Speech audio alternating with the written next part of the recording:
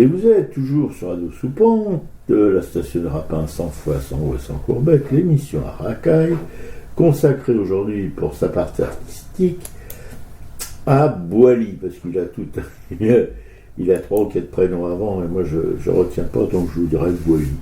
Voilà un peintre du 18e, passionnant, d'après ma camarade, qui adore son travail. Je suis un peu plus... pas sceptique, parce que c'est un travail vraiment de très haute qualité, mais qui pour moi manque un peu d'âme. Ouais, alors cette exposition s'appelle Chroniques parisiennes. Pour moi, c'est vraiment une chouette découverte parce qu'on va expliquer après que c'est un artiste multifacette, virtuose et qui a beaucoup d'ironie. Et ça, moi, j'ai beaucoup aimé ce côté un peu rigolard où il se moque un peu de lui-même à chaque fois. Voilà. Comment il va pouvoir se placer dans les tableaux, comment à chaque fois il met son portrait dans les tableaux. Et pour illustrer ces chroniques parisiennes, en fait, j'ai cherché une lecture et j'ai même pas eu besoin de chercher, tout de suite m'est venu à l'esprit Louis-Sébastien Mercier. Louis-Sébastien Mercier, c'est la même époque que Boily, c'est le même vécu parisien. Bon, ils ont 20 ans d'écart, mais ils sont tous les deux, ils ont vécu pratiquement tout le temps à Paris. Boily n'est pas né à Paris, mais Sébastien Mercier est né à Paris. Il est né entre le Pont-Neuf et le Louvre, donc vraiment le centre de Paris. Ses parents étaient fourbisseurs, c'est-à-dire qu'ils fabriquaient, ils vendaient des armes blanches. Et en fait, Louis-Sébastien Mercier a été un écrivain qui a énormément écrit, qui a fait des pièces de théâtre, qui a écrit plein de choses. Et son œuvre la plus connue est le Tableau de Paris, qu'il a écrit en plusieurs volumes. Bon, aujourd'hui, il en reste deux volumes, mais en fait, dans ses chroniques qu'il a écrit avant la Révolution, il décrit le tout Paris, c'est-à-dire qu'il peut décrire toutes les classes sociales, tous les métiers, tout ce qui concerne vraiment cette vie parisienne. C'était donc un amoureux de Paris, et il a même un regard assez critique à tel point que quand ce Tableau de Paris est sorti, il est allé vivre 4 ans en Suisse. Il avait peur d'avoir des représailles, quoi. Bon, après il est revenu donc en 1785 dans la capitale. Et donc c'est un petit bonheur de pouvoir lire ce Tableau de Paris. Et d'ailleurs, il aimait tellement flâner dans Paris, enfin flâner à un bon rythme, parce qu'il disait qu'il parcourait Paris assez rapidement. Il disait lui-même qu'il l'avait écrit avec ses jambes, tellement il se promenait un peu partout. Moi j'en connais une autre. Donc en fait, je trouve que ça illustre parfaitement ce que Boily nous a montré sur ces tableaux, ces scènes de rue avec tout le peuple parisien. Et j'ai cherché un petit peu, j'ai emprunté le livre à la bibliothèque de Montreuil et j'ai retenu 3 extraits qui concernent un peu ce que Boily a représenté. Donc il y a un chapitre, ça s'appelle Ivrogne, un autre spectacle des boulevards et le 3e concert ambulant. Le choix était plutôt compliqué parce qu'en fait on pourrait tout lire de Louis-Sébastien Mercier en fait. Donc voilà, Ivrogne. Qu'un paysan, qu'un manouvrier s'enivrent dans un village, ils peuvent rentrer chez eux sans danger. La femme vient, chante sa gamme et les enlève du cabaret. Mais à Paris, des régiments d'ivrognes rentrent des faubourgs dans la ville, chancelant, battant la muraille. À la sortie des spectacles, c'est-à-dire l'heure la plus dangereuse, ils rentrent et le moins ivre a beau donner le bras à son camarade qui est saoul, chaque pas est un danger.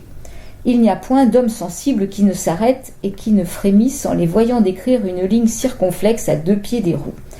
Les maîtres humains des voitures roulantes devraient, surtout les dimanches et fêtes, ne point user de leurs équipages ou recommander à leurs cochers une plus grande circonspection, car il est de fait que ces jours-là sont les plus fertiles en accidents. Qu'on s'enivre avec de bon vin, comme on fait en quelques pays, cela est pardonnable jusqu'à un certain point. L'intempérant en est quitte pour un mal de tête léger, il se couche, mais que le Parisien s'enivre avec le vin aigre, dur et détestable qui lui est versé à grands frais pour lui par les cabaretiers des guinguettes, cela n'est pas trop concevable. Donc voilà, c'est un extrait sur le chapitre des ivrognes, maintenant sur le spectacle des boulevards. Le peuple, qui a besoin d'amusement, s'y précipite en foule, mais ces théâtres sont ceux qui mériteraient le plus d'attention du magistrat, et les pièces devraient être des compositions agréables et morales. Car il n'y a pas d'opposition entre ces 2 mots, quoi qu'en disent les poètes corrupteurs. Pourquoi ces pièces sont-elles pour la plupart basses, plates, ordurières ? c'est qu'une poignée de comédiens osent dire qu'il n'appartient qu'à eux de représenter des pièces raisonnables. C'est qu'on les soutient dans cette ridicule prétention. C'est qu'à la suite de cette incroyable et honteuse législation, le peuple est condamné à n'entendre que l'expression du libertinage et de la sottise. Et voilà où aboutit la police des spectacles chez un peuple renommé par ses chefs-d'œuvre dramatiques. Les parades qu'on représente extérieurement sur le balcon comme une espèce d'invitation publique sont très préjudiciables aux travaux journaliers, en ce qu'elles ameutent une foule d'ouvriers qui, avec les instruments de leur profession sous le bras, demeurent là, bouche béante, et perdent les heures les plus précieuses de la journée. Les figures en cire du sieur Curtius sont très célèbres sur les boulevards et très visitées. Il a modelé les rois, les grands écrivains, les jolies femmes et les fameux voleurs. On y voit Jeannot, Desrues, le comte d'Estaing et Linguet. On y voit la famille royale assise à un banquet artificiel. L'empereur est à côté du roi. Le crieur s'égosille à la porte. « Entrez, entrez, messieurs, venez voir le grand couvert, entrez, c'est tout comme à Versailles. » On donne 2 sous par personne, et le sieur Curtius fait quelquefois jusqu'à 100 écus par jour avec la montre de ses mannequins enluminés. Ensuite, il parle des concerts ambulants. Un étranger, le lendemain de son arrivée, entend sous ses fenêtres quelque air exécuté sur la basse et le violon. La curiosité lui fait ouvrir sa croisée qui donne sur la cour. Quelle est sa surprise ? Il ne voit qu'un homme qui accompagne sur un instrument l'air qu'il joue sur un autre. Et voici comment un seul homme compose l'orchestre adossé contre la muraille. Il tient en main son violon, une basse est étendue devant lui, et par le moyen d'un archet attaché à son pied droit, il en tire une sorte de ronflement continu qui du moins suit quelquefois la mesure de l'air qu'il joue avec les mains. Voilà, ça c'est juste des extraits, le livre est beaucoup plus complexe que ça. Il avait été réédité en 2006 aux éditions La Découverte, donc c'est vraiment à se procurer en bibliothèque et à lire tout. Sur l'émission, j'ai réécouté un podcast sur France Culture, justement, sur Louis-Sébastien Mercier, qui lisait d'autres extraits, et c'était intéressant justement de voir tout ce qui peut être dit sur ce Paris et sur cet homme qui était un homme assez extraordinaire, qui a d'ailleurs fait de la prison à un moment pendant la Révolution, quoi. Ouais. Donc, oui, il n'avait pas l'air d'être très... progressiste comme en fait, il était modéré, il se disait modéré. Donc, au moment de la terreur, être modéré, c'est pas forcément le meilleur. Enfin, il n'a pas été guillotiné. Mais ce qui est intéressant, c'est de voir aussi lui, son regard et le regard de Boilly sur le peuple. En fait, je pense que c'est des questions qu'ils n'ont pas abordées dans l'émission et c'est dommage parce que ils ont tous les deux ils regardent le peuple, ils le regardent vivre. Et je pense qu'au bout d'un moment, ils sont pas forcément en empathie avec ce peuple, quoi. Il y a dans un extrait sur les portefaix, Louis-Sébastien Mercier est très empathique sur une femme qui porte une charge lourde, mais on sent qu'il y a un moment où ce peuple peut en fait les déranger aussi par les excès. Dans ce que tu viens de dire là. On le sent. Oui, et même dans les tableaux de Boilly, on verra comment il peint ce peuple. En fait, effectivement, il y a ces foules qui sont agglutinées les unes sur les autres. Il y a justement des gens alcoolisés. Il y a plein de... comment il y a un tableau qui représente la distribution gratuite de vin le jour de la fête du roi. Et là, c'est vraiment une pyramide humaine où chacun cherche à se procurer un peu de vin gratuitement. Et voilà, il y a plus de respect des uns des autres. Enfin, c'est quand même ça qu'il a représenté. Donc leur rapport effectivement au peuple, je pense, a des similitudes aussi, quoi.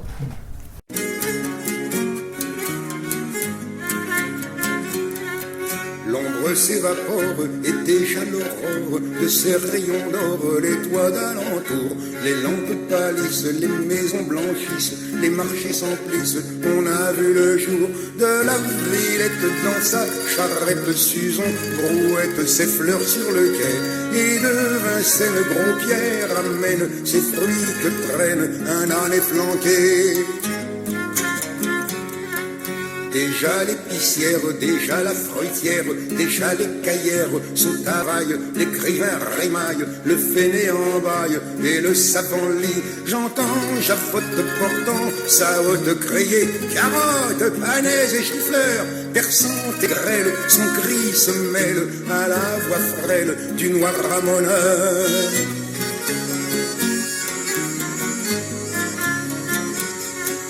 Le joueur et la bourse vide rentre en fulminant. Et sur son passage, l'ivrogne plus sage, rêvant son breuvage, portière sous la gouttière, prend la volière de Dame Margot. Le malade sonne afin qu'on lui donne la drogue qu'ordonne son vieux médecin, tandis que sa belle que l'amour appelle au plaisir fidèle, fin d'aller au bain. Dans chaque rue plus parcourue, la foule accrue grossit tout à coup. Grand, bas de taille, vieillard, marmaille, bourgeois, canaille, abondent partout.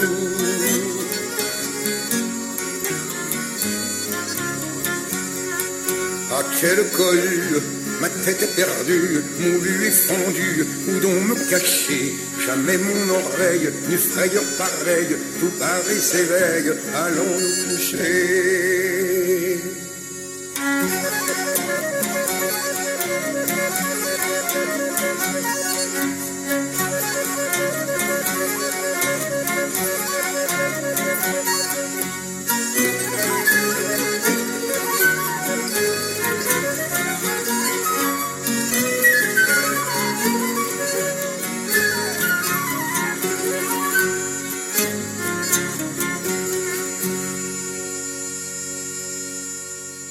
Voilà, donc c'était Francis Lemarque qui interprétait Tableau de Paris à 5h du matin. C'était un texte de Marc-Antoine Desaugiers. C'est une chanson qui est écrite en 1802, donc qui est vraiment qui reflète toute la période qu'on a pu regarder dans l'expo et que Louis-Sébastien Mercier a également décrite, quoi.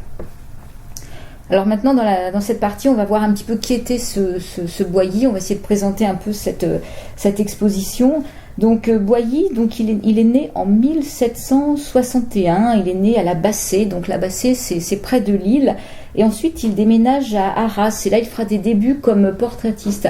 Alors l'exposition dit que c'est un autodidacte virtuose, sur Wikipédia il nous précise qu'il a quand même pris des cours de peinture, qu'il est élevé à Douai, qu'il s'est initié à la peinture auprès de Charles-Alexandre Joseph Collier jusqu'à 17 ans, et qu'ensuite il a étudié la peinture en trompe-l'œil à Arras auprès de Dominique Dons. Je pense qu'effectivement, vu son talent, c'est pas impensable qu'il ait pu avoir des cours. Surtout. La technique qui... il est un virtuose. Ça s'apprend pas comme ça en se grattant les... Bon, bref. Ouais, donc effectivement. Et ensuite, donc en 1785, il part à Paris, et là, il restera à Paris jusqu'à sa mort. Ça va devenir un amoureux de la capitale. Il va loger à 12 adresses différentes qui sont identifiées dans l'exposition. Il va se marier en 1787, et après il va commencer à faire des tableaux sur des sujets galants, et il va participer à des expositions. Donc en fait sa vie après va être quand même, globalement il va faire pas mal d'expositions, et il va surtout profiter qu'en 1791 il y a un décret qui est adopté, donc après la Révolution, un décret qui est adopté par l'Assemblée nationale qui stipule que tous les artistes, membres ou non de l'Académie de peinture, sont admis à exposer leurs ouvrages au Salon du Louvre. Donc ça, justement, ça va lui permettre d'avoir de la visibilité. Donc il va être régulièrement exposé, il y aura des ventes de son atelier, donc je pense qu'il vit de sa peinture. Il va perdre sa première femme, il se remariera une deuxième fois, il aura 6 enfants, dont 3 garçons seulement pourront atteindre l'âge adulte, qui seront aussi des artistes. Et il va mourir donc à Paris en 1845, il a 83 ans, il est inhumé au Père-Lachaise, et dans la même année, il y aura une vente de son atelier avec aussi une vente avec des toiles qui restaient dans son atelier. Donc voilà, c'est un parcours de Parisien, et justement ce que cette exposition va nous montrer, il y a 130 œuvres, c'est qu'arrivé à Paris à 24 ans, il y reste toute sa vie, et que pendant 60 ans, donc en fait ils disent d'une révolution à l'autre, puisque jusqu'en 1848, il va être l'observateur enthousiasme de Paris, des Parisiens. Et ce qui nous plaît aussi, c'est qu'il ne s'intéresse pas à la grande histoire de Paris, aux faits historiques, ni aux hommes illustres, ni aux monuments. Il s'intéresse à la vie quotidienne de Paris. Donc il a été un peu, on peut le qualifier de peintre de genre, dans la mesure où il représente effectivement toute la vie quotidienne. Lui essaiera de ne pas rester dans cette catégorie lors des salons, même s'il peint cette vie quotidienne et cette intimité. Alors il aime forcément les lieux de sociabilité, les cafés, les théâtres, les salons, les grands boulevards justement où il y a des spectacles, les jardins publics. Et ça va être aussi un portraitiste très recherché. En fait, il va faire 5000 portraits. Et dans l'exposition, il y en a une petite quantité. Et ça va être un peu sa signature. C'est des portraits qu'il peint en 2 heures. Donc les gens posent. C'est la petite bourgeoisie. C'est pas là, on n'est plus dans les gens du peuple. C'est pas non plus la grande bourgeoisie. On voit bien après les portraits. Donc c'est cette population naissante, la petite bourgeoisie après la Révolution. Voilà, qui émerge justement de la Révolution. Donc il va faire tous ces portraits. Et donc tous les habitants de la capitale. 5000 portraits. 5000 portraits. Oh. Et donc tous les habitants de la capitale vont défiler sous ses pinceaux. Après, quand dans ces tableaux, on verra des riches, des pauvres, des élégants, des pouilleux, des bourgeois, des hommes du peuple, des révolutionnaires, des royalistes et des proches de l'artiste, et lui qui se met systématiquement en scène quelque part. Voilà. Donc donc c'est un peu cet humour qu'on aime bien quand il se glisse au milieu de la foule, ce qui fait un peu que tu aimes bien. Voilà. Ce qui nous fait penser à Hitchcock dans ses films. Ouais, Hitchcock mais se dissimule. on peut dire chercher l'intrus. Voilà. D'ailleurs, l'exposition insiste un peu là-dessus. Ils nous font ça. Il y a un parcours, je pense, peut-être pour les enfants où ils nous le montrent et il faut aller le rechercher sur les toiles. De même qu'il va faire on verra, on en reparlera après, une suite de grimaces aussi assez jubilatoires. Il va faire des trompe-l'œil. Donc voilà ce que proposent un peu les 130 œuvres de cette exposition, qui aujourd'hui d'ailleurs sont beaucoup en Angleterre. Oui, ça correspond tout à fait au goût anglais, quoi, de l'époque et même de maintenant. Il a des œuvres magnifiques qui sont, hélas, c'est traître d'anglais. Ouais. Et il y a aussi une fascination, donc il fait des trompe-l'œil, et il a une fascination pour toutes les inventions techniques et pour les instruments d'optique. Donc il y a quelques instruments qui sont présentés dans l'expo. Il y a aussi un pantographe qui sert à agrandir. Il y a des lunettes. Enfin voilà, c'est quelqu'un qui vit aussi avec son temps. Oui, avec les techniques de son temps, les techniques au service de l'art, quoi, de son temps, qui l'aident à travailler. Et donc on va voir maintenant après dans la dernière partie tout ce qu'il a pu représenter, donc toutes ces foules parisiennes quand c'est par exemple une distribution de vin, ou quand c'est l'entrée gratuite, il y avait des représentations gratuites au théâtre, donc là au carnaval. Il y a donc le théâtre, c'est important pour Boilly parce qu'en fait il fréquentait déjà le théâtre quand il habitait Douai et Arras. Et donc il avait fait déjà le portrait d'une 60aine d'acteurs, de musiciens, de librettistes, de dramaturges, de décorateurs. Un qui connaît bien, il s'appelle Simon Chenard. D'ailleurs, il l'a peint en costume à 2 reprises. Je crois qu'il l'a peint en sans culotte. Et au moment de la Révolution, justement, il y a une explosion donc des distractions théâtrales à Paris. Il y a plein de salles qui ouvrent. Il y a 45 nouvelles salles qui ouvrent en 1791. Donc c'est la distraction la plus courue à Paris. Et lui a toujours résidé en fait pas loin de ces lieux de représentation entre 1785 et 1829. Il habite à 6 adresses différentes qui sont chacune à 2 pas du boulevard Saint-Martin. Et ensuite, il habite à côté du boulevard du Temple, le boulevard du Temple qui est appelé le boulevard du crime, parce que, pas le boulevard du crime parce que c'était un endroit dangereux, mais le boulevard du crime parce que à cause des pièces de théâtre qu'on y représentait, justement, quoi. Et aussi, on va voir donc ces spectacles de marionnettes, enfin voilà, c'est... quelque chose qu'on va noter aussi dans ces tableaux, la présence de chiens, on va en reparler après, il y a régulièrement des chiens errants plus ou moins qui sont disséminés un peu partout. Et donc aussi son art de la feinte et ses trompe-l'œil, donc voilà comment il fait des trompe-l'œil pas forcément le plus intéressant effectivement de son œuvre, mais il y a un fait, une anecdote qui est importante, c'est que justement à un moment il va exposer un trompe-l'œil dans un salon et ça va énormément plaire, la foule a envie de voir, de toucher, à tel point qu'ils sont obligés de mettre une balustrade pour éviter que les gens se précipitent sur ce trompe-l'œil. Et lui, il va savoir exploiter un peu les salons pour se mettre en valeur. Donc, comme ce salon est libre, en fait, les œuvres sont exposées, mais il n'y a rien de marqué, si ce n'est qu'on peut se procurer pour 75 centimes un petit livret. Et dans ce livret, il y a des commentaires sur. Donc, lui, il va toujours essayer de se démarquer pour qu'on puisse voir qui est ce Boilly justement.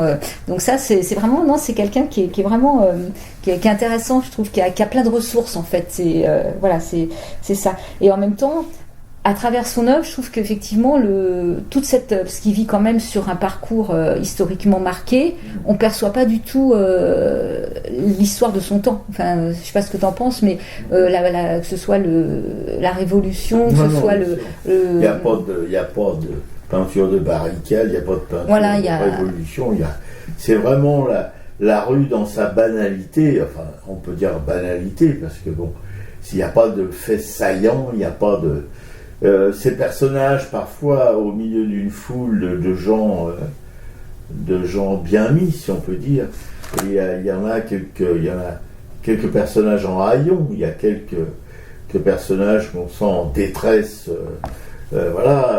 sociale, mais c'est noyé dans l'espèce de gentillesse picturale, de joie de vivre, d'insouciance. Voilà, c'est jamais. On sent pas le sociologue. Oui, pas du tout.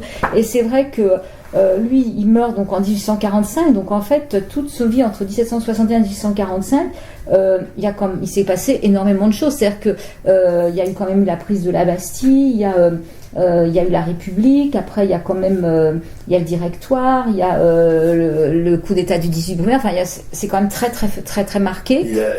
Bien sûr. Il a connu l'Empire, il a connu la Restauration, il a connu les Trois Glorieuses. Ouais. Enfin, c'est quand même impressionnant. Et ça, nous reste justement simplement la description de la vie de la vie parisienne. Quoi. Oui, mais comme si à Paris, il s'était jamais rien passé de révolutionnaire ou de dramatique, quoi. Voilà. Et le drame est exclu de son œuvre. Et là, il n'y a rien de dramatique dans son œuvre. Ouais. Alors que lui, justement, en 1794, il y a un peintre lillois, c'est un super copain, Jean-Baptiste Vicard, qui l'a dénoncé devant la commission de la Société républicaine des arts comme auteur d'œuvres à sujet galant qui attentent aux mœurs. Parce qu'il avait fait des scènes d'intimité où effectivement il y a des jeunes femmes qui peuvent avoir un sein à l'air, des jeunes femmes qui s'embrassent, des hommes qui rentrent. Voilà, donc il se fait dénoncer et lui en fait va faire, il a peint après Marat, donc il va faire venir cette commission dans son atelier en montrant que bah non, il peut aussi peindre la Révolution. Enfin voilà, donc il va s'en sortir quoi. Oui, non, mais ça c'est les jalousies d'artistes, c'est quand même que ce soit des peintres, des poètes, des écrivains, c'est assez dur.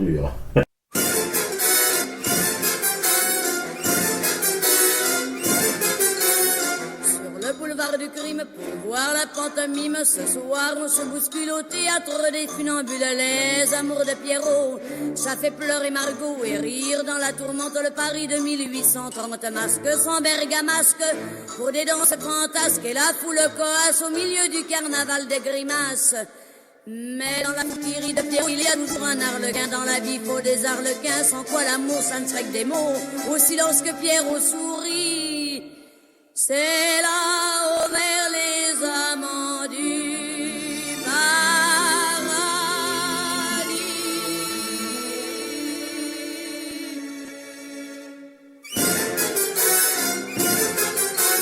Sur le boulevard du crime pour voir la pantomime. Ce soir on se bouscule au théâtre des funambules. Les amours de Pierrot, ça fait pleurer Margot et rire dans la tourmente. Le Paris de 1830, masque sans bergamasque pour des danses fantasques et la foule coasse au milieu du carnaval de grimaces.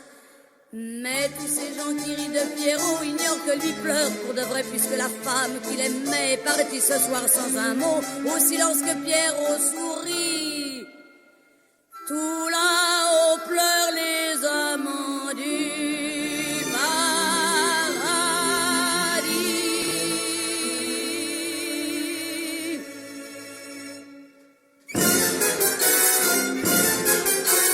Sur le boulevard du crime pour voir la pantomime. Ce soir on se bouscule au théâtre des funambules. Les malheurs de Pierrot, sous les cris, les bravos font rire dans la tourmente. Le Paris de 1830, quel talent fantastique, qu'il est drôle et comique. Ça c'est un vrai Pierrot. Allez vas-y, refais ton numéro.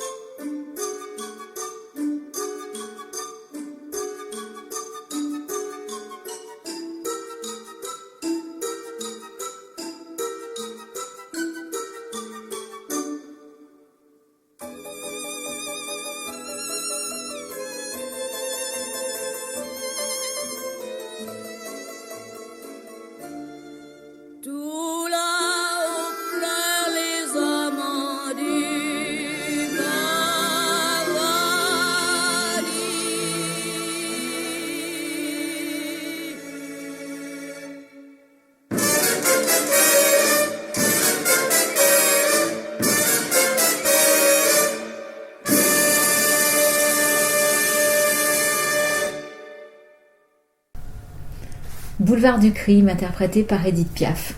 Et tout de suite, toujours dans la partie artistique de cette émission, vous évoquez avec vous l'exposition qu'on a parcourue avec ma camarade. Voilà. Une camarade, je dois dire, assez enthousiaste. Bon, moi, comme je vous l'ai déjà laissé entendre, j'étais moins enthousiaste qu'elle, quoique. C'est pas une question d'enthousiasme, mais de réalité, de dire les choses comme elles sont. C'est un travail quand même assez extraordinaire de technique. La seule chose qui m'arrête un peu, c'est que je ressens pas grand-chose à regarder les scènes, comme le jeu du tonneau ou l'intérieur d'un café ou l'intérieur d'un cabaret, etc., etc. Toutes ces choses-là, c'est tellement bien fait, c'est tellement sage, c'est tellement... Oui, voilà. Autant les personnages sont... il y a des foules, etc. Mais moi, ce qui m'a intéressé, surtout parce que je suis un peu un amoureux de Paris quand même, surtout du Paris qui n'existe plus, pratiquement, que dans quelques petits coins de la capitale, voilà.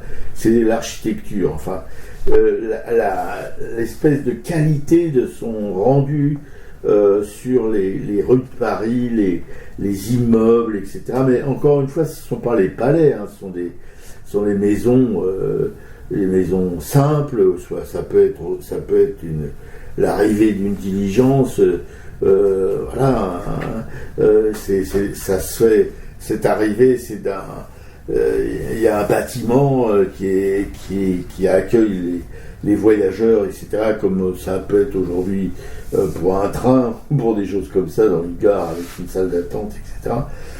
Mais c'est magnifiquement, l'architecture, l'environnement, est vraiment un travail assez bluffant, quoi, on peut dire ça comme ça.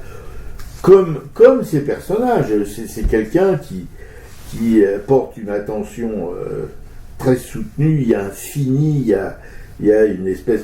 Et puis une composition, parce que bon, il fait des dizaines, voire des centaines de personnages sur le même tableau, et il y porte autant d'attention qu'à l'architecture. À un arbre, par exemple, là, je suis sur scène de carnaval. Alors bon, il y a la foule un petit peu en délire, avec des matrones, avec des enfants, beaucoup d'enfants, etc. Et apparemment, c'est pas encore le printemps, le carnaval, je pense, c'est le mois de février ou quelque chose comme ça en général. Et on voit des arbres, il y a 3 arbres là sur cette bon tableau qui fait quand même 107 cm, 1 mètre de longueur. Il y a 3 arbres sans feuilles, bien entendu, mais tout ça c'est fait avec une minutie, une technique, mais quelque chose d'assez, je veux dire, fantastique. Avec dans le fond des immeubles, le Paris, quoi, voilà. En premier plan, on a le carnaval avec tout ce petit monde d'enfants joyeux, déguisés ou pas, voilà, de battleurs, de nains, je sais pas, de matrones, etc.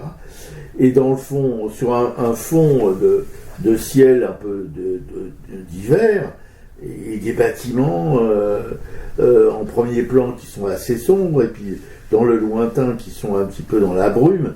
Non mais tout ça, et pas même pour les personnages, il y a différents plans, il y a des premiers plans, des seconds plans, des troisièmes plans, voilà, qui donnent la profondeur de l'œuvre. Et tout ça avec des lumières, évidemment c'est éclairé, il y a des zones d'ombre, où les personnages sont dans l'ombre, et il y a des zones où les personnages sont éclairés. Voilà, tout ça donne, normalement, c'est fait pour donner une certaine animation à l'œuvre. Elle y est, l'animation. Ça, c'est aucun doute là-dessus, mais pour moi, bon, je ne vais pas m'attarder sur mes ressentis, mais voilà. C'est ce que je peux dire en tout cas. J'ai pas envie du tout de critiquer le travail de cet artiste, qui est un travail assez, voilà, comme je dis, assez magnifique, du point de vue du travail pictural, du dessin, et puis comme le relevait ma camarade plutôt, Le Conseil, c'est un petit peu osé.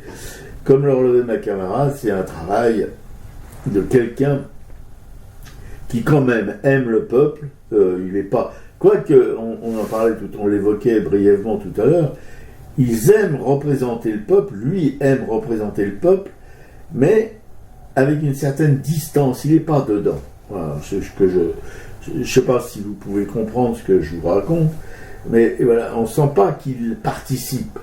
Il crée des images de ce qu'il voit, un peu comme un photographe, photographie, il y a des instantanés, mais il n'est pas dedans. Voilà, c'est ce que je ressens en tout cas. Je ressens que c'est... Voilà, il travaille aussi beaucoup le trompe-l'œil, et là je crois qu'il est dans son élément, parce que là c'est vraiment pas... C'est de la technique pure, il n'y a pas besoin d'y apporter du sentiment, des choses comme ça. D'ailleurs, par rapport au trompe-l'œil, c'est anecdotique peut-être, mais en fait, ce mot trompe-l'œil, il apparaît pour la première fois dans le salon du livret, dans le livret du salon par contre de 1800, et donc c'est un mot qui sera seulement adopté par l'Académie française en 1835. Ouais. Voilà.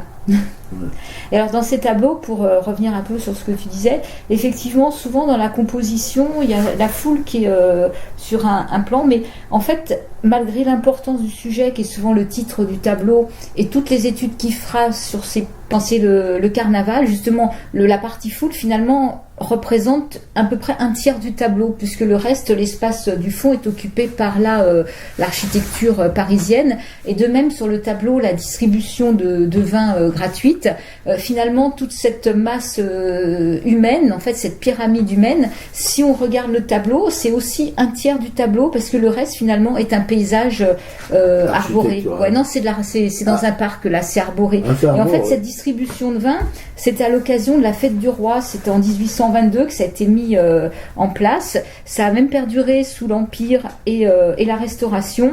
Et ça a été après ça a été supprimé. Mais en fait finalement, oui, cette pyramide humaine ne représente à peu près qu'un tiers aussi du tableau. Et donc mais le tableau de sa composition est très classique. 3 tiers sur 5 tiers sur 5 c'est 3 sur 5 toujours. Quoi. D'accord. 3 tiers sur 5.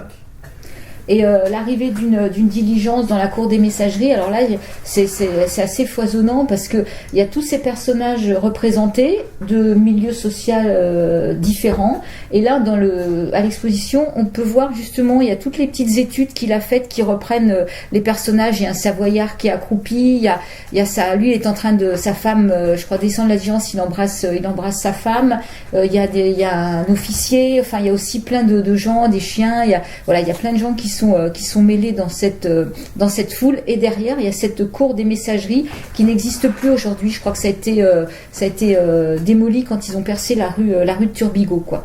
Donc effectivement tous ces tableaux sont à peu près dans ce Paris central de la Révolution, hein. C'est-à-dire que c'est pas du tout le Paris d'aujourd'hui, c'était bien plus petit, quoi. Donc voilà, il y a tout ça. Après il y a tout ce qu'il a représenté, donc des grimaces, où il se moque un peu, là c'est de la caricature en fait, hein. C'est alors sur les gros nez, sur les moustaches, sur les médecins. Oui, il y a un petit côté Daumier dans son travail de caricature. Tout à fait. Ouais. De même, quand il représente le peuple, des visages parisiens, c'est tout un ensemble de, je sais plus, une dizaine ou une trentaine de portraits en noir et blanc de Parisiens. Et là, oui, ils sont juxtaposés les uns à côté des autres. Et là, c'est pareil, c'est un peu de la caricature. Et il y a un côté Daumier, et de même il y a un côté, je pense, quand il fait ses grimaces, il y a les médecins, on a l'impression que c'est du Diafoirus, qu'on est chez Molière là, c'est vraiment. Tout à fait. Ouais. Non, il a une gamme assez riche d'expressions picturales, quoi. Il passe du léger, de la caricature, du dessin au crayon, à la pierre noire, à l'huile, d'une manière. C'est rien que ces petits portraits, là, 5000 portraits. Non, mais... Attendez, tu en es parmi. Hein. Ah non, je n'en mettrai jamais. En fait, on sentait que c'est l'ancêtre de la photographie qui allait arriver. Ouais. Et puis aujourd'hui, c'est presque le photomaton d'aujourd'hui, quoi. Absolument. 2 heures, oui, pour faire un petit portrait, puis il faut voir les miniatures, comment c'est léché. C'est pas des trucs à l'emporte-pièce. Voilà. Ouais.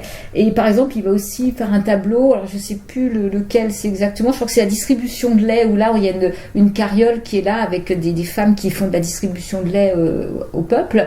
Et donc il va reprendre le même tableau et il va faire croire à une gravure. Et en fait, il fait le même tableau dans un noir et blanc, gris. Et en fait, c'est de la peinture, c'est pas du tout de la gravure, quoi. Donc ça, c'est son côté un peu, justement, je m'amuse à faire aussi un espèce de trompe-l'œil. Non, c'est bien. Voilà, c'est pas très courant surtout à cette époque, avant le 19e, là où bon, il y a eu l'éclosion de tous ces caricaturistes, ces peintres du monde ouvrier, comme Daumier d'ailleurs. Moi, je préfère évidemment le Paris de Daumier au Paris de Boilly. Mais bon, ça c'est une question de tempérament. Hein. Mais voilà, mais quand même, pour son époque, il a jeté, en quelque sorte, il a jeté les bases de ce qui allait se passer après, quoi, voilà, avec ses caricatures particulièrement. Ouais. Et qu'est-ce que je voulais rajouter d'autre ?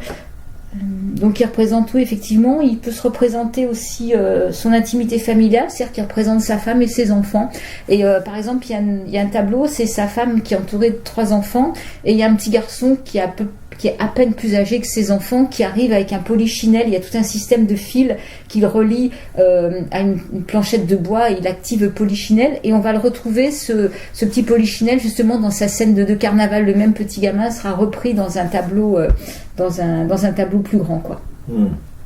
Oui, non, il y a chez cet homme-là quelque chose de, c'est vrai, comme tu l'as relevé, quelque chose de, enfin, un humour et en même temps une joie de vivre, en même temps voilà, on voit sa bobine là sur la couverture du catalogue de l'expo. C'est vraiment pas quelqu'un qui devait être triste, quoi. Ouais. Et il a transmis ça dans son œuvre. Et d'ailleurs, l'exposition commence justement par ce tableau là qu'on voit sur la couverture du livre, où il se montre du doigt. Il y a Jean qui rit, Jean qui pleure, et à côté c'est son père, quoi. Ça commence, voilà, tout est dit déjà dans cette première mise en scène. Oui, il le montre. Il montre son père en Jean qui pleure, ouais. Non, c'est vraiment une exposition à recommander. Bon, je pense qu'on n'a pas tout dit. Il y a un grand tableau dont il parle, c'est dans l'atelier d'Isabelle, les artistes dans l'atelier d'Isabelle, où là il représente plein d'artistes connus du moment. Moi, c'est pas celui qui a retenu le plus mon attention. Il m'a fait penser à celui de Courbet à l'atelier, justement. Mais il y a l'atelier de Courbet, il y a l'atelier de Fontaine-la-Tour, il y en a plusieurs qui sont représentés dans leur atelier, quoi. Voilà, mais bon, c'est pas évidemment. Pourtant, il paraît que le tableau d'atelier qu'il a fait, c'est un tableau qui a été très célèbre. Oui, c'est celui qui l'a rendu célèbre. Oui, tout à fait. Bon, mais voilà, on ne s'attache pas forcément aux mêmes choses, et c'est pas grave du tout. Donc, allez voir cette exposition. En plus, ce musée Cognac-Jet, nous, on a un peu honte de le dire, mais en plein cœur du Marais, rue Elzévir, à 2 pas du métro Saint-Paul, on ne le connaissait pas. Et c'est un petit hôtel particulier. Et petit. Non, pas petit, mais l'exposition est sur une petite surface. C'est vraiment, c'est une petite exposition. Enfin, c'est quelque chose de tout à fait agréable. C'est-à-dire qu'on fatigue pas, on a plaisir. Nous, il n'y avait pas trop de monde. Après, il y a la cour, effectivement, de cet hôtel. On monte beaucoup d'escaliers, quand même. J'ai remarqué. Oui. On n'a pas les mêmes critères d'appréciation. On n'a pas les mêmes jambes, surtout. Voilà, donc je pense qu'on vous a un petit peu, maintenant on vous laisse découvrir ce qu'on a peut-être omis de vous dire, ou ce que vous allez découvrir par vous-même. Pour les Parisiens, c'est toujours triste pour les provinciaux, parce que voilà, on ne suit pas trop ce qui se passe en province, un peu dans le Nord, parce qu'on a nos habitudes, mais bon, il y a tellement d'autres choses, d'autres musées, d'autres villes qui sont riches voilà, avec le musée Lautrec par exemple à Albi, avec le musée de Bordeaux, le CPC à Bordeaux, etc. Mais bon, on n'a malheureusement pas ni les moyens financiers, ni le temps de se balader un peu partout comme ça, voilà. Mais ça serait notre rêve, si on pouvait passer notre vie dans les musées et dans les galeries. Mais là, je pense que Boilly, même, effectivement, il peint des chroniques parisiennes, mais il est à découvrir, quel que soit l'endroit où on réside, en fait. Oui, tout à fait. Oui, bien sûr. Parce que maintenant, heureusement ou malheureusement, je ne sais pas si c'est une bonne chose, mais bon, il y a le net où vous pouvez voir son travail. Ça n'a rien à voir avec ce qu'on peut regarder dans une exposition. Voilà. Déjà avec une exposition, je trouve que c'est réducteur, puisque on est entouré de plein de gens qui bougent, qui marchent, qui vous passent devant, etc. On ne peut pas vraiment se concentrer sur leur travail, surtout quand tu as 150 œuvres d'un personnage pareil, avec des foules sur presque tous les tableaux. Là, c'est assez difficile de... Voilà, en tout cas, moi, je peux pas. Moi, je peux m'attarder sur quelques-uns, mais pas sur tous. Ouais, enfin bon, nous on n'a pas trop de foule, et dans les 130 œuvres, il y a aussi beaucoup de ces tableaux, il y a beaucoup de portraits qui sont exposés, donc pour moi c'était une exposition qui était vraiment confortable. Ah ouais, ouais. Oui, enfin bon, on n'a pas le même sens du confort.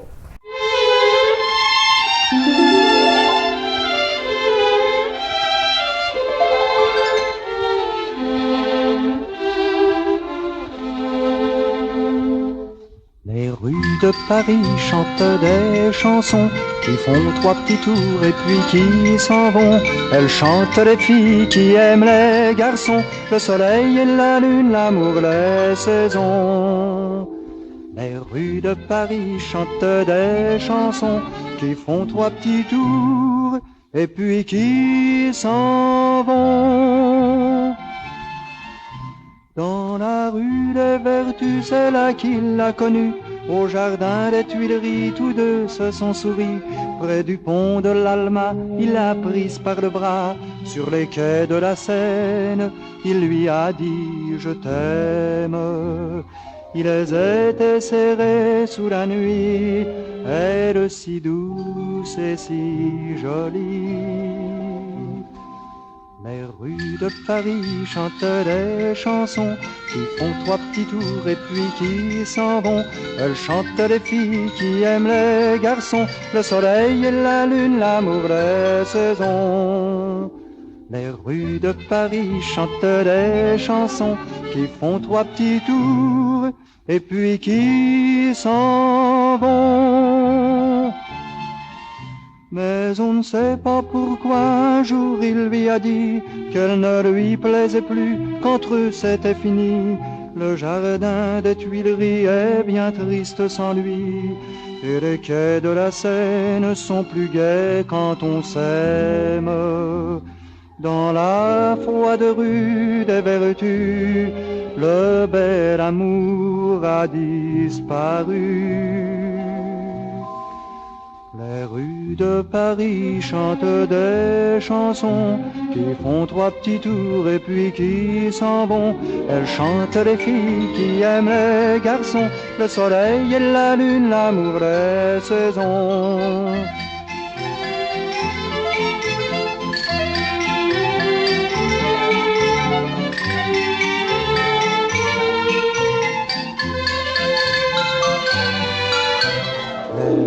De Paris chantent des chansons qui font 3 petits tours et puis qui s'en vont.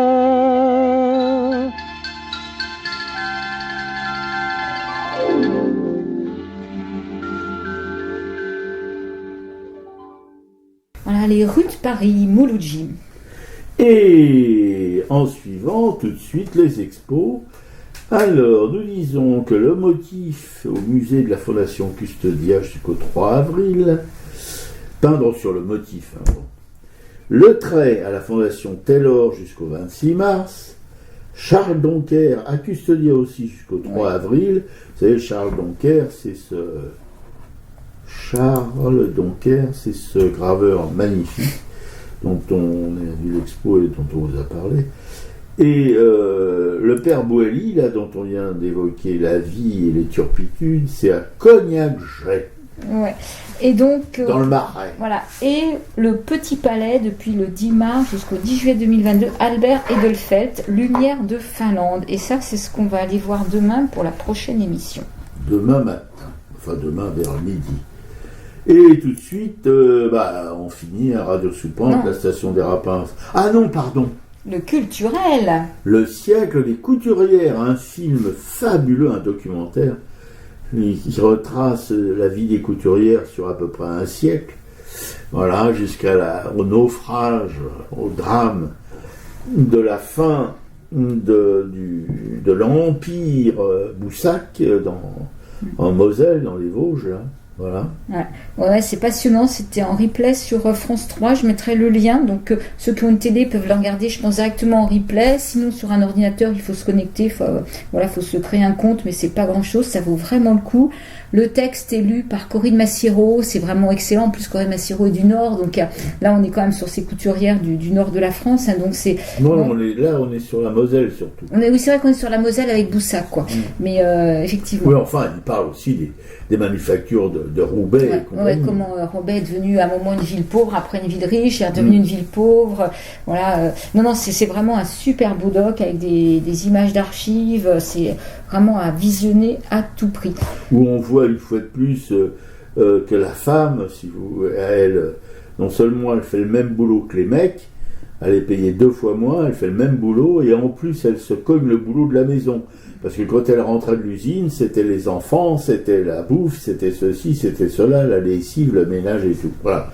C'est une vie d'esclave. Voilà. Et comment en fait ces femmes qui représentaient quand même 2 millions d'ouvrières ont été encore oubliées, restées invisibles pendant presque tout ce temps, et comment elles ont su aussi se battre, mais comment même les syndicats au départ les acceptaient pas. Enfin, c'est... oui, non, mais ils ont accepté qu'après la guerre de 39-45, je crois, un truc, ou peut-être en 36, je sais plus exactement.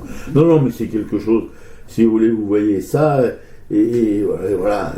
Et après, vous lisez les femmes oubliées de l'histoire. Voilà, Titu Lecoq, c'est ma camarade. C'est ce que je viens de dire. Titu Lecoq, les grandes oubliées. Voilà pourquoi l'histoire a effacé les femmes. Donc c'est préfacé par Michel Perrault. Michel Perrault, donc cette grande historienne dont je parlais la semaine dernière, qui était avec Mona Ozouf à la Grande Librairie, et Michel Perrault qui a beaucoup écrit sur le monde ouvrier et les femmes. Donc je viens de lire ce livre.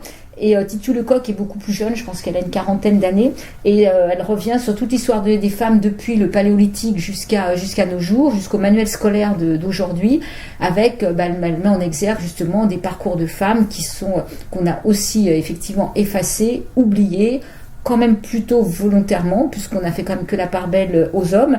Donc c'est un livre aussi à lire et à mon avis, à acheter, parce que elle cite beaucoup de femmes et c'est très difficile au bout d'une lecture de retenir quelles sont toutes ces femmes. Donc on retient la trame principale, mais après ce serait bien de pouvoir y revenir. C'est un bouquin qui est très documenté, mais qui est écrit d'une manière très légère justement. Donc ça peut permettre à des gens qui n'ont pas envie de se plonger dans un grand volume, un gros essai sur l'histoire des femmes, d'aborder le sujet avec légèreté, avec humour aussi parfois, quoi. Oui, ça manque souvent. Oui, là elle conjugue les deux. Titu Lecoq, c'est vraiment un super livre, quoi. Bon, écoutez, c'était Radio Soupente, à la station des Rapins, 100 fois, sans loi et sans courbette, qui émet depuis un garni puri et diffuse sur Internet à racaille.fr. Et je salue nos amanches. Attention à ne pas sauter de ligne. Claude et André de la Nation, on pense beaucoup à eux, malgré leur disparition récente. Karine Ouzette de Montigny-les-Boudins, une artiste, une grande aussi celle-là, c'est une bosseuse, et bossée comme elle. Ouais, c'est une super nana. Ouais, ça va. Claude et William, nos potes de Brest, on espère que ça va, les potes de Brest, que pas trop mouillé, vous germez pas, ça va, il n'y a pas de champignons dans la maison. Et eux aussi sont super. Ouais. Vraiment. Jean-Paul Souvraz, un peintre de coup de Carbranche dans la banlieue de Dunkerque, un très grand. Voilà. Claudine, une camarade à ma camarade, qui donne des idées parfois à ma camarade. Comme Boilly, par exemple. Merci Claudine. Voilà. Le siècle des couturières. Merci Clo-Clo.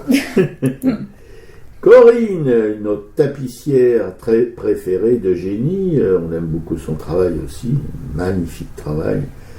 Joël, l'Arlésienne du Caire, Anne-Emmanuel, une graphiste éminente, Frédéric, un peintre de Lille, dans le Nord, qui fait des petites peintures craquantes, des aquarelles, des gouaches ou des encres. Juliette Plante, une graveuse Rochefort-sur-Mer. Salut Juju. Salut Juju, qui grave, elle aussi, on pourrait dire presque sur tout ce qui bouge, hein, comme un autre graveur dont on vous parle souvent. Juju qui se lance dans la radio Bigay, à écouter sur le net. Une émission que vous pouvez retrouver sur notre blog, vous cliquez sur Radio Bigay. Elle a fait une émission sur une petite imprimerie typographique de Rochefort-sur-Mer. Pour ceux qui aiment l'imprimerie, la typographie, les histoires, les belles histoires de la typographie, ils doivent absolument l'écouter. C'est un petit bijou, même un gros bijou, même un diamant, quasiment, carrément. Marie-Christine Béguet, une graveuse aussi, qui vagabonde entre Gare et Cévennes. Clément, qui grave sur tout ce qui bouge. Hein, le Van Gogh de la gravure, de la taille d'épargne. Agnès Dubart, une graveuse d'épargne aussi, qui se balade, paraît-il qu'elle est en ce moment en Bretagne Sud, mais on n'est pas très sûr. Hein. Avant, elle était dans l'Ariège, là on était sûr, mais depuis, on ne sait pas. Enfin, c'est une très très bonne aussi. Comme Alice Amoroso, qui elle est la Benjamine de tout ce petit monde. Et Raoul aussi, qui est très jeune, qui est un pote à Alice Amoroso, et ils travaillent souvent ensemble, ils se donnent des coups de main, j'allais dire des coups de gouge, non, des coups de main. Colette, Jacqueline et Nicole, 3 femmes d'artistes, des pointures, hein, qui, voilà. Liliane et Laurence, deux auteurs de polar. Mais hélas, Liliane vient de disparaître, qui laisse Laurence toute seule. Ouais, ma pauvre Laurence Lolo. qui a déjà perdu Bernard, son compagnon, un bouquiniste des quais de Seine. Voilà, c'est un peu triste tout ça. Ouais, on pense toujours très fort à toi, Lolo. Ouais, ça déménage beaucoup en ce moment. Geneviève, notre sorcière bien-aimée, toujours... en forme, enfin on l'espère en tout cas. Michel Pelloal, un peintre éminent, qui était mon voisin, qui ne l'est plus, mais qui est toujours un peintre éminent. Marie-Christine et Christophe, des militants de chez militants qui militent. Cécile, tu la sens ma 5e puissance. Mais oui, ma Cécile, on la sent sa 5e puissance et on t'aime toujours. La Russe flamboyante qui anime 2 émissions sur une radio OVNI, le mercredi après-midi ou matin ou toute la journée. Voilà. Une émission sur les enfants surtout, mais elle parle aussi, elle fait une émission sur les adultes, pour les adultes. José Arthur du Mélange, une émission musicale de haut niveau, le dimanche en fin d'après-midi, voilà, sur cette radio OVNI, mais que nos auditeurs anciens situent tout de suite, donc ça nous évite de nous écorcher la bouche en disant son nom. Anne-Isabelle Roubaille, une peintre de une peintre de Bourg-en-Marlotte, dont nous avons découvert l'œuvre dans la librairie L'Empreinte de Florence Quenu, toujours à Bourg-en-Marlotte. Florence Quenu qui, de temps en temps, refile un bout de simèse à des artistes locaux. Colette,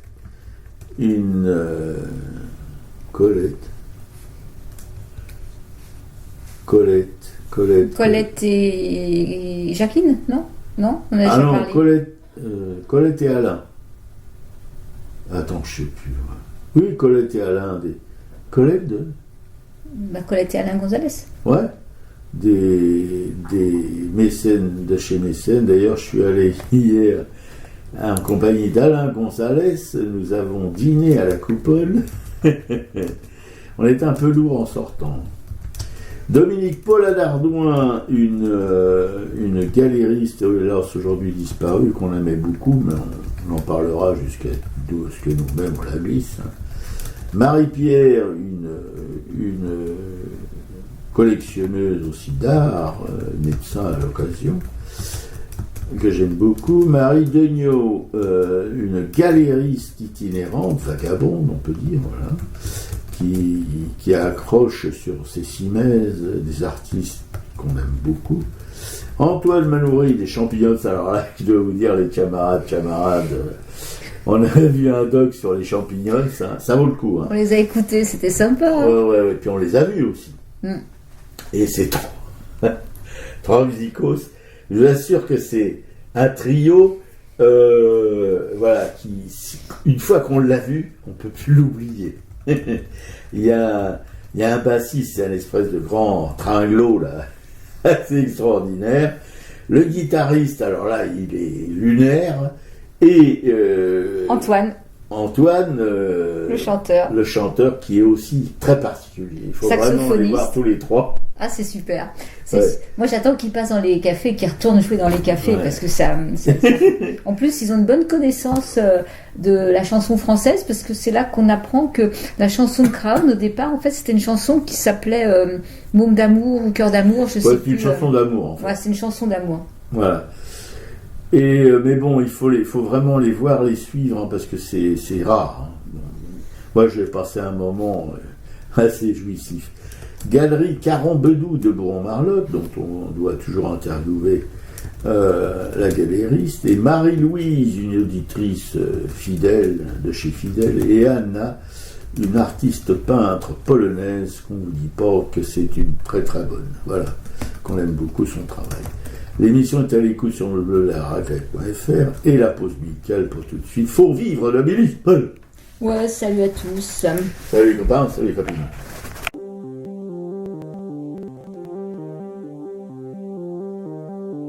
Malgré l'écran cieux du néant, c'est pour mieux nous manger enfants et les silences et les boucans. Faut vivre. Et bien qu'aveugle sur fond de nuit, entre les gouffres infinis, des milliards d'étoiles qui rient, faut vivre.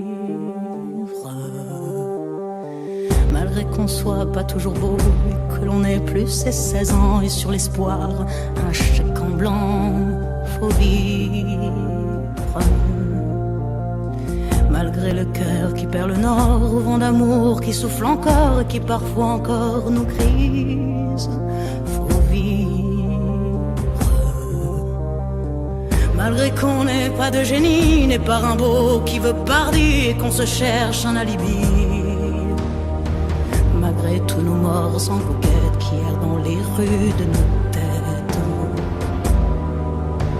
faut vivre. Malgré qu'on soit brave et salaud, qu'on ait des complexes à gogo et qu'on les aime, c'est ça le pire, faut vivre. Malgré l'idéal du jeune temps qui s'est usé au nerf du temps et par d'autres pris en chantant, faut vivre. Malgré qu'en se tournant vers le passé, on est effrayé de s'avouer qu'on a tout de même un peu changé, faut vivre. Malgré que l'on soit de passage, qu'on vive en fou, qu'on vive en sage, tout finira dans un naufrage, faut vivre. Malgré qu'au ciel de nos poitrines, en nos sentinelles endormies, dans un bruit d'usine gémit, le cœur aveugle qui funambule sur le fil du présent qui fuit, faut vivre.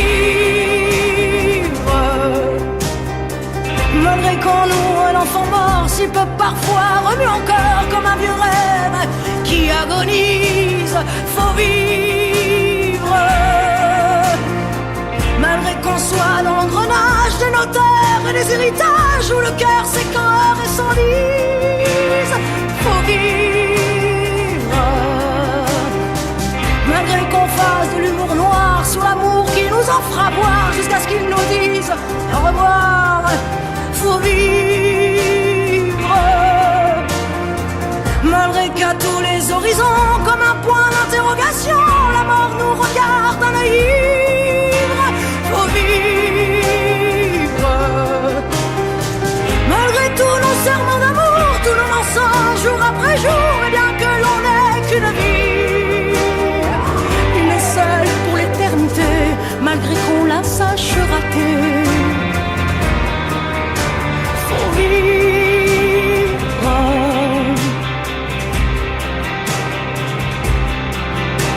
Faut vivre.